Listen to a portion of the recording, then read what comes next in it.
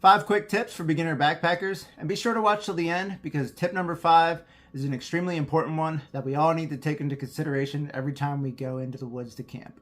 Number 1, do your research.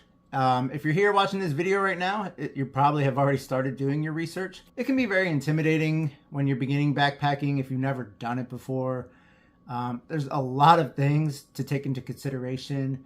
You need to research backpack, sleeping system, tents, hammocks, quilts, sleeping pads. How are you going to filter your water? What kind of food do you eat? How do you hang a bear bag?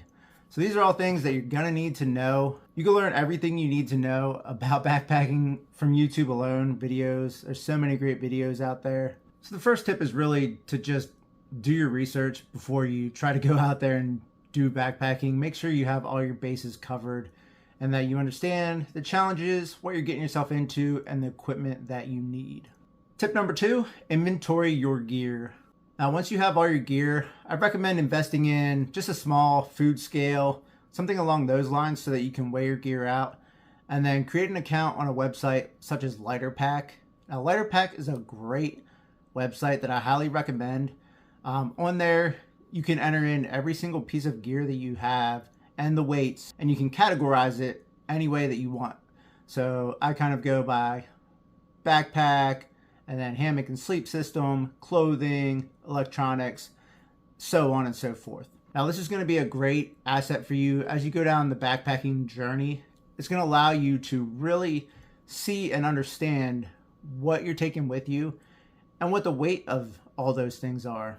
When you're new to backpacking, you'll have so much room to improve and lighten your pack weight, and just being able to see it tangibly is going to go a long way towards helping you recognize areas where you can make the biggest improvements. And it's also going to give you a packing list. So before I go on any trip, I go on LighterPack, organize all my gear. So once you put a piece of gear in there and you put the weight in there, then it stays in there. You can add it, remove it from your loadout as you see fit or as you need for conditions.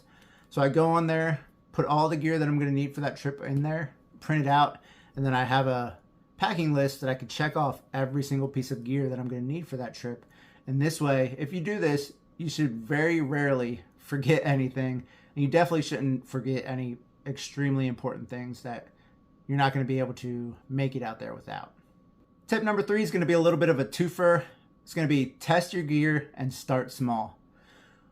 Once you have all the gear that you're going to need to go backpacking, I highly recommend that you test it before you take it on a real backpacking trip. Now you could do this at your house, you could do it at a car camping site, you could do it at a place maybe where you walk in like a mile, set up camp. You want to test your gear out in conditions that are going to be similar to what you're going to be experiencing when you're on a backpacking trip. So I would recommend taking out your sleep system, whatever that is, your tent, hammock, tarp, whatever it may be, and test it out down to around the temperatures, the low temperatures that you think you're going to be experiencing, probably about 5 to 10 degrees, even lower. Make sure that your gear can at least get you down to the temps that it's supposed to. And I also recommend, if you can, testing your gear in the rain. You want to know that your tent's not going to be leaking on you, that you know how to set up your tarp, and even better would be to practice setting up your gear in the rain. Setting up in the rain isn't always the easiest, and it can definitely be it can definitely fluster you a little bit, especially after you spend a long day on the trail. So if you can practice setting up your gear in the rain, that's even better yet. So a quick funny story I have about testing your gear out. It goes back to when I was just a beginner backpacker, and I had recently just accumulated all the gear that I was going to need to go camping. So I had my hammock, my tarp, my quilts. I forget what the piece of gear was. I think it was one of my quilts or my tarp. And I had just gotten in to where I finally had everything that I was going to need to go camping. I think it was sometime in January in Pennsylvania here. It was raining, and I was really happy to have all my gear. I'm like, I'm going out, I'm going camping. So that's what I did. I drove out to a spot on the Appalachian Trail, parked, and I thought that I was going to hike in about 5 miles, set up camp, hike out the next day. So it's raining as I'm going out. I have a Columbia rain jacket, I believe. Being so new, I just figured that it was a rain jacket. It would be rainproof no matter what, but that's obviously not the case. If it's not Gore-Tex, it's probably going to wet through. I didn't know. I didn't know any better at all. So I start hiking. I start gaining a little elevation. The rain starts to turn to snow. Like, whatever. It's not a big deal. Keep going. This is fun. This is the adventure. You know what I mean? So eventually I make it about 4 or 5 miles in. Start setting up camp. Seems like it all goes well. I get the tarp up, get the hammock up. I'm definitely cold from all the rain and snow. Here comes nighttime. I'm ready to settle in for the night. I had a 20-degree top quilt and a 20-degree 3/4 underquilt. Now, to this day, I still don't know what the issue was, but I froze my ass off that night. Miserable. And to this day, I still don't know what I did wrong. Something in my gear setup, the way that I was putting my quilt on, I was getting drafts, and I froze my ass off that night.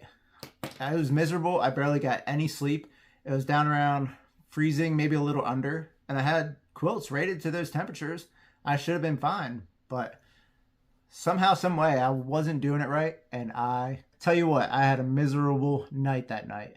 I was considering getting up and hiking back in the middle of the night, 4 or 5 miles. I decided to just tough it out. I barely got any sleep. I got up as soon as daylight came that next day and hiked my ass back home to warm up. So I had the right idea. I wanted to test my gear, but I should have stayed a lot closer to the car or home to where I could have easily been able to bail if something wasn't right and I couldn't get it figured out. So keep this in mind as you're beginning your backpacking journey. Try to test your gear out as much as possible before you go out on the trail. Going along with that is start small. I highly recommend starting small as a new backpacker. It takes a while to build up your trail legs. I remember way back when I was just a beginning hiker, I felt like going 3 or 4 miles with just a day pack was a lot, and I was exhausted after that. And you slowly work your way up. I would go to like 6 miles, 8 miles, 12 miles, 16 miles with a day pack, and then you go from there. It's kind of difficult, even if you are an athlete, if you're in good shape, to go right out and start banging out, 18, 20-mile days for a lot of people. Starting out small is going to allow you to not feel rushed, enjoy the trail while you're out there, and it's going to give you an opportunity to arrive to camp earlier so that you have more time when you're trying to set up. Because I remember back, when I was still a newer backpacker, but I was doing longer trails, like 70 miles, and I had this idea in my head that I had to hike long days, 19, 20 miles. So I'd be getting into camp at like 6:30. Sometimes it's raining. You've been hiking 20 miles, it's raining, and you're still not that familiar with your gear. It can be very frustrating and flustering. After hiking a lot of miles, simple things suddenly aren't quite that simple. Your brain's just not thinking the way it normally would. And so I highly recommend just keeping the miles low as you get started. And the more and more comfortable you get with your gear, you get with the trail, you can start bumping those miles up. Tip number 4, take care of your feet. Your feet are probably the most important thing you have when you're out there. If your feet go out on you on a backpacking trip, it could be really bad, or at least be a very miserable time out there for you. You have pretty much 2 choices, hiking boots or trail runners. Now this is completely a matter of personal preference. There's no right or wrong answer to this. There's pros and cons to each. The hiking boots give you more stability in the ankle. Most of them are Gore-Tex and waterproof up until they get up over your ankles. Trail runners have less ankle support, generally less padding on the bottom. They're not waterproof, but they are light, fast, dry out quick. I recommend sizing up at least a half a size in your hiking shoes. I normally do a half a size. You want that extra space in the end for when you're doing downhills so that your toes aren't ramming into the end of your shoes. And also, the longer you hike at the end of the day, your feet definitely do swell and take up more space in your shoes. I also personally prefer a shoe with a wider toe box. In narrow hiking shoes, my pinky toes and big toe tend to push out towards the side. Very uncomfortable. Invest in some good hiking socks.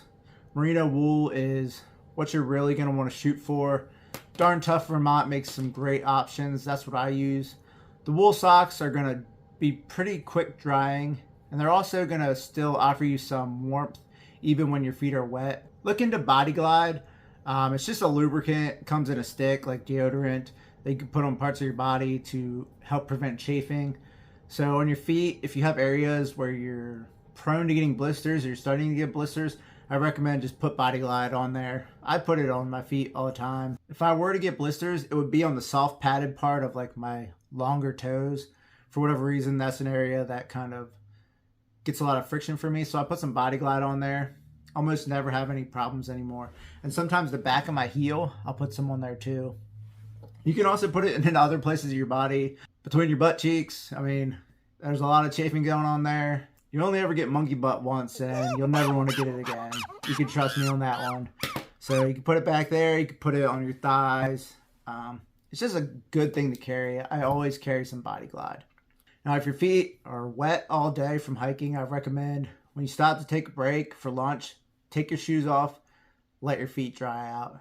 And when you get to camp at night, I recommend having a camp shoe, just a simple flip-flop, something that you can get out of your wet shoes, walk around in camp, and let your feet dry out. You don't want to be walking around in your wet hiking shoes all night at camp. You want to give your feet that opportunity to dry out.